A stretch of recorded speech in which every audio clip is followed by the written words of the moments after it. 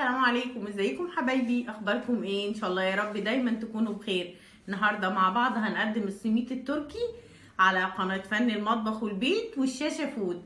يلا مع بعض المقادير بكل سهولة. حبايبي النهارده مقاديرنا سهلة وبسيطة. اول حاجة هنبدأ بالحاجات السهلة. معايا نص كوباية من اللبن الدافي، ودي معلقة خل، ودي تلت كوباية زيت، يعني 3/4 كوباية زيت. وهنحط البيضة معاهم،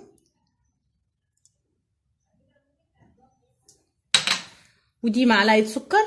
انا هكتب المقادير في صندوق الوصف. ودي نص معلقة ملح، ومعلقة خميرة بيرة، ودي فانيليا، كيس من الفانيليا. هنقلب كده، ومعانا معلقتين من العسل الاسود وسمسم، دول علشان التزيين عشان الوش. هنقلب كويس قوي لغاية الخميرة والسكر ما يدوبوا، وبعد كده هنضيف عليهم نص كيلو من الدقيق المنخول او متعدد الاغراض، من غير ما تخمر ولا حاجة، كلها هتخمر مع بعض. حابة تدي سنة كركم للسميت التركي اديله برضو عادي، مفيش مشاكل، بس انا استخدمته وقبل كده عملته فقلت اما اجربه من غير كركم.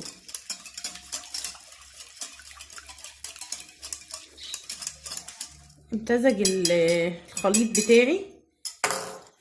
هننزل بالدقيق شوية شوية، ده نص كيلو دقيق، يعني كوبايتين ونص تقريبا.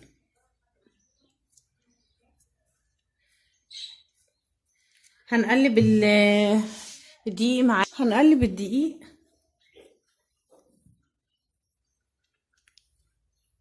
لغاية ما يتشرب السائل اللي احنا خلطناه. اهم حاجة تخدمي العجينة في العجن، يعني تخدميها لمدة مثلا 10 دقايق علشان الخليط كله ياخد مع بعضه. بصوا اهو، هنحط باقي بقى الدقيق.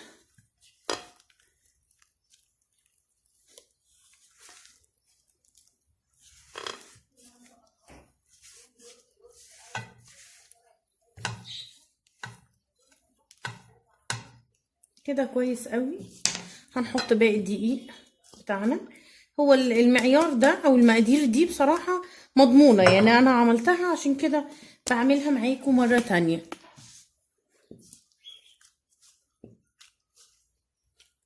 يعني مش هتحتاج ولا لبن ولا هتحتاج دقيق ولا اي حاجة، المقادير بس بتاعتي معايا وبس.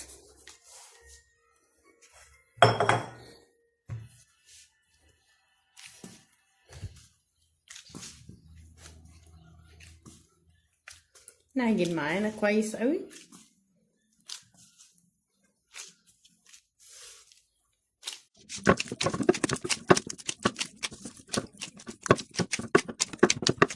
دلوقتي بصوا العجينة بتاعتي ازاي، بصوا طرية، لازم تبقى اهو، بصوا ازاي مش مشققة ولا حاجة. هروح مغطياها وسايباها لمدة ساعة علشان احنا في الشتاء، هتخمر وبعد كده نرجع نقطعها. كده حبايبي خلاص احنا خمر، انا سايباها لمدة ساعة، انتوا عارفين في الشتاء لازم تقعد الخميرة ساعة. هعملها كور مع بعض وهوريكم ازاي هنسيبها يعني. ورجعت لكم تاني بعد ما خمرت العجينة، قعدت ساعة معانا. بسم الله الرحمن الرحيم، ما شاء الله اهي. فاحنا ايه، هنعملها كور صغيرة. انا ممكن احطها كده واقطعها ايه كور صغيرة، نعملها مع بعض.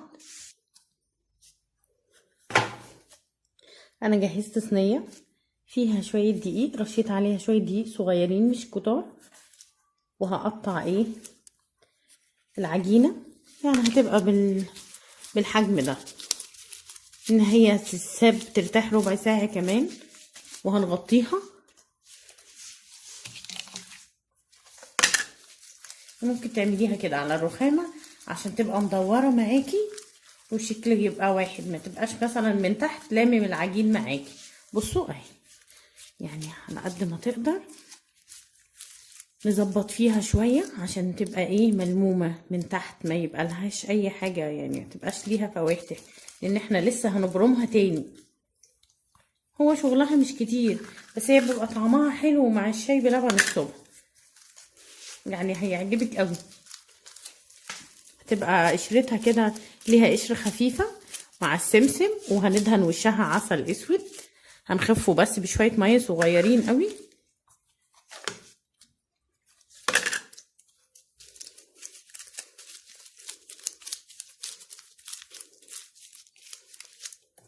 بصي فرشة بس رشة خفيفة جدا من الدقيق.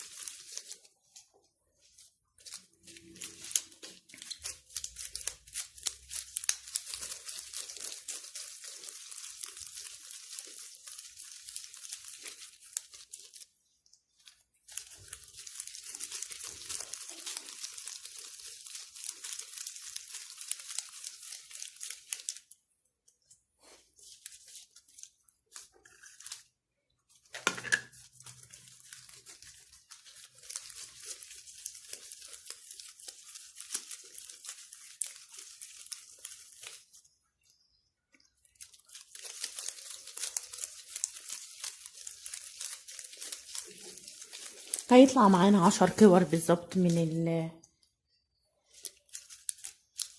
دول مش مظبوطة، دي عايزة تتظبط تاني، تتكور كويس كده. حبايبي انا عملت 10 من الكور، يعني عددهم 10. هغطيهم شوية، هسيبهم يرتاحوا مدة ربع ساعة بس، وبعد كده هنشكل العجينة مع بعض. بعد ما سبت السميد بتاعي يرتاح 10 دقايق او ربع ساعة تقريبا، هاخد كده وافردها من جوه لبره عشان تفرد معانا ما تقطعش.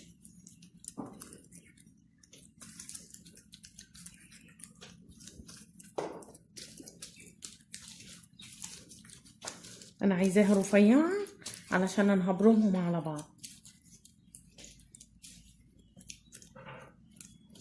يعني هعمل كده اهو. هاخد واحدة تانية، شايفين اتفردت معايا بسهولة بسرعة يعني، من غير ما تتقطع ولا حاجة، يعني من جوه لبره.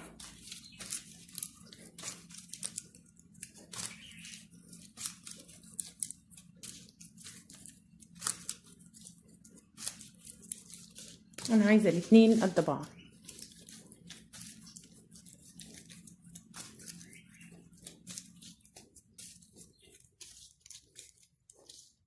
شايفين الاتنين اهو تقريبا قد بعض. دلوقتي حبايبي بصوا انا هعملها اهو معاكم. لو حابين تبقى كبيرة اعملوا الاتنين مع بعض، وهي طويلة كده هتبرموهم على بعض، اما انا عايزاها تبقى متوسطة في الحجم اهو. بصوا بلفها ازاي اهو، بصوا انا برمتها ازاي اهو، شايفين؟ واقفلها ايه على التانية، الاربعة يبقوا ماسكين بعض كده اهو. هحطها هنا بس بشكل مدور، احافظ على شكلها، وده بنفس النظام اهو. شايفين اهو، لفها كده زي ما انتوا شايفين معايا. هاجي من هنا واحط الاتنين على بعض واضغط، بصوا شكلها اهو، هتبقى معايا بالشكل اللي انتوا شايفينه. هحطها هسيبها تخمر لمدة نص ساعة تاني، اهم حاجة انها تخمر عشان هترتفع وهيكبر حجمها. كده حبايبي انا خلصت. هعمل معايا اهو، هفردها. انا جبت ورق زبدة، قلت بدل ما ادهن الصينية خلينا ايه نحطها في ورقة زبدة كده. انا عملتها كبيرة شوية عشان هما حابينها كبيرة اكتر من الصغيرة. تمام، وهسيبها تخمر طبعا لمدة نص ساعة، هتزيد وهيضاعف حجمها معاكم.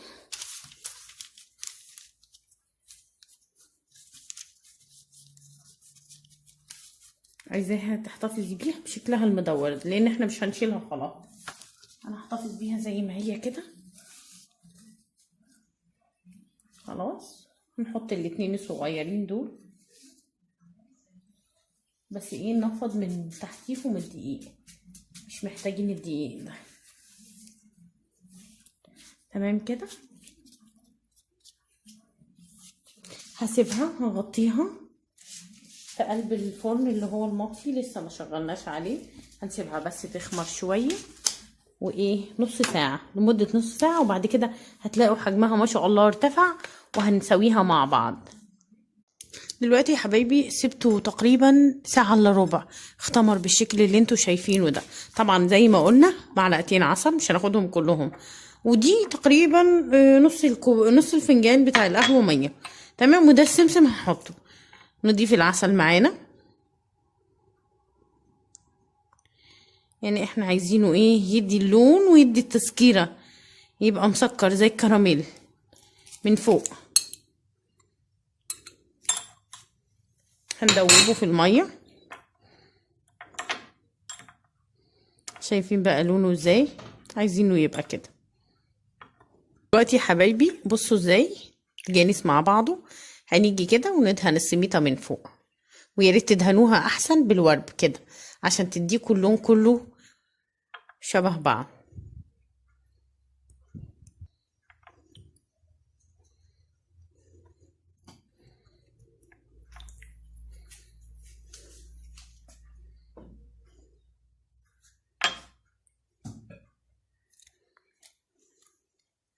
بصوا ازاي كبرت، يعني حجمها اتضاعف معانا. يعني انت ممكن تعملي مثلا كيلو، هيعمل لك صاجين، يعني هيعمل لك دول طلعوا 4 كبار و2 صغيرين، يعني التاني هيعمل لك تقريبا 10. هيطلع معاكي 10 حلوة قوي، او 12 واحدة.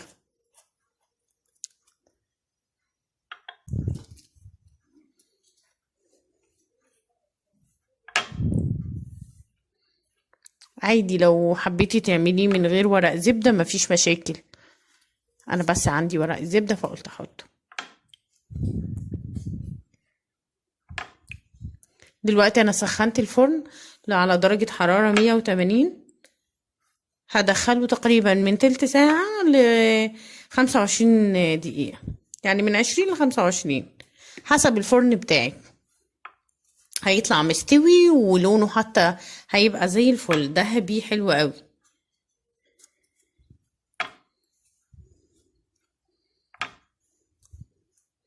هنرش عليه السمسم.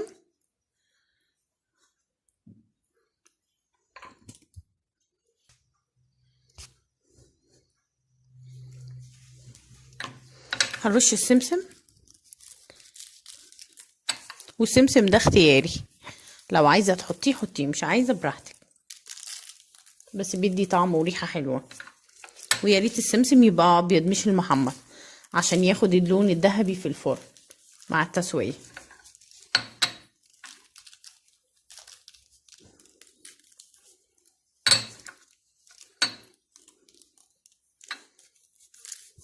هندخله دلوقتي الفرن عشان ياخد من 20 ل25 دقيقة ان شاء الله، ونطلعه مع بعض وهتشوفوا النتيجة معايا.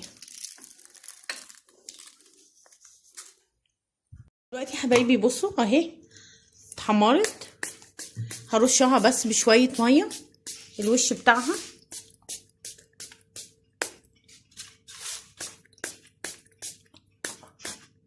عشان يديها لمعة خفيفة من فوق، ويطر ايه القرصة من فوق لو نشف. وكده هقدمها.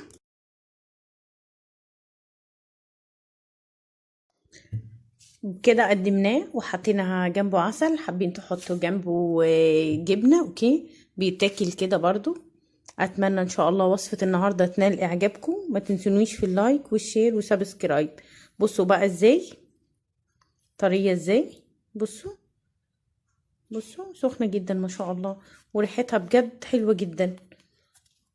السلام عليكم ورحمة الله وبركاته.